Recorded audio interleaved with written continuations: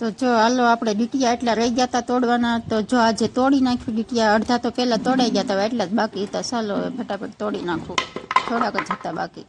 પછી ઘડિયા વારે પછી જાતા તોડવાનું થાય છે, એટલે હાથ બળે છે બહુ.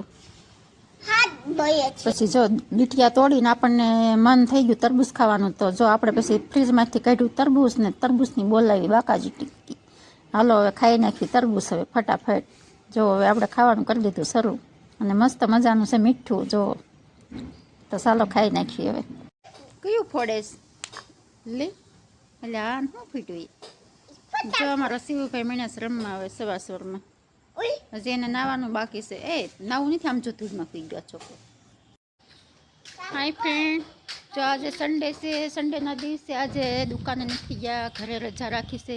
મરચાના ડીટીયા તોડ્યા, હળદર ધાણા જીરું દળાવવાનું છે. તો જો આપણે અત્યારે તપાવવા મૂક્યું છે, બતાવું તમને.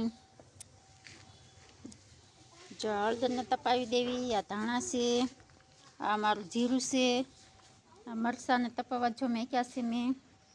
આજે સન્ડે છે, તો સન્ડેના દિવસે મરચાંને એવું દળાવવાનું છે, એટલે કામ બધું કેટલું ઝાઝું છે. આજ ભેગું થઈ ગયું છે. બપોર પછી રાજ ઘરે હોય એટલે આપણે દળાવવા જવાનું છે. તો ચાલો અત્યારે જો તપાવવા મૂકી દીધું છે, તપી જાય એટલે દળાવવાનું છે. આજે જવાનું છે દળાવવાની. દુકાને નથી ગયા, દુકાને રાખી છે રજા જ. જો આપણે 6 વાગે આવ્યા, રાજ આવ્યા એટલે આપણે ગયા મરચાં દળાવવાનું. જો આ મરચાં દળાવવા પહોંચી ગયા છીએ આપણે. જો આપણે મરચાં દળાવવાનું કામ ચાલુ છે. જો દળાય છે મારા મરચાં.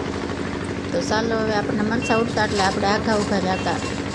તો ચાલો હવે મરચાં દળાવીને ઘરે હાલતા થઈ ગયા. તો ચાલો બાય, જય માતાજી બધાને. કેવો લાગ્યો મારો વ્લોગ એ કોમેન્ટમાં કહેજો.